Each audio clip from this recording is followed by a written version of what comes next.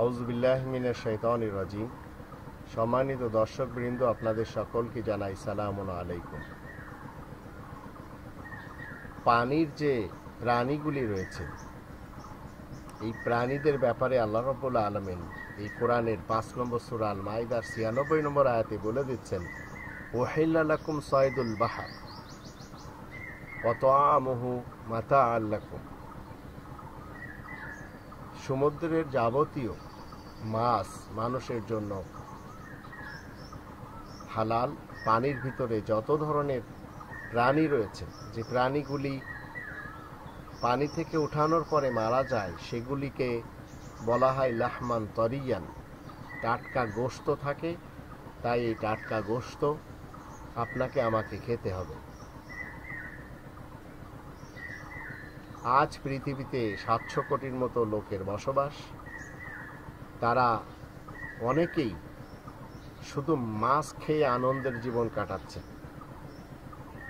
আমি বাংলাদেশি সেবা পার্টির পক্ষ থেকে বলতে চাই, চলমান দেশের সরকারের কাছে, যারা দেশের জেলে রয়েছে তাদেরকে নৌযান দেওয়া হোক, তাদেরকে হরেক রকমের জাল দেওয়া হোক এবং মাছ ধরার কাজে তাদেরকে যেন সহযোগিতা করা হয়। এটি আমি বাংলাদেশি সেবা পার্টির পক্ষ থেকে বলতে চাই। তাহলে দেশে অন্তত মাছের সংকট থাকবে না। কারণ অনেক জেলেদের কাছে নৌযান নেই, অনেক জেলেদের কাছে জাল নেই। উপযুক্ত জাল যদি তাদেরকে দেওয়া হয় এবং মাছ ধরার জন্য উৎসাহ দেওয়া হয়, তাহলে অন্তত মাছে ভাতে বাঙালি, এই যে কথাটি, এই প্রবাদটি টিকে থাকবে।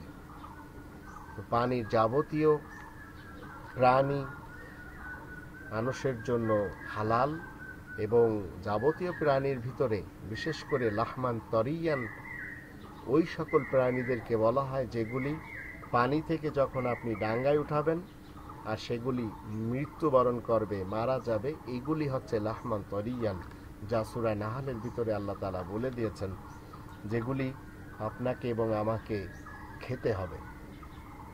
আর এই পানির মাছ পুকুরের হোক, খালের হোক, বিলের হোক, অথবা হাওর বাওরের হোক, বা নদী সমুদ্রের হোক, এগুলি সবই আপনার এবং আমার জন্য আল্লাহ তাআলা তৈরি করে দিয়েছেন। তাই 16 নম্বর সূরা নাহলের 14 নম্বর আয়াতে বলে দিয়েছেন, ওয়াহুয়াল্লাযী সাখখারাল বাহরা, তিনি সমুদ্রকে তোমাদের অধীন করে দিয়েছেন, লিতাকুলু মিনহু লাহমান তরিয়ান, যেন তাজা মাংস তোমরা খেতে পারো।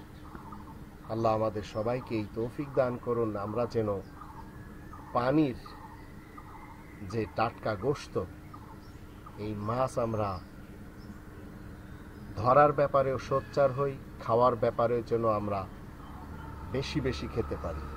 তাহলে কোরআনের এই আয়াতের উপর আমল হবে। তাই বলে কুখাদ্য সেগুলি খাওয়া যাবে না, যা অনেকেই খাচ্ছে।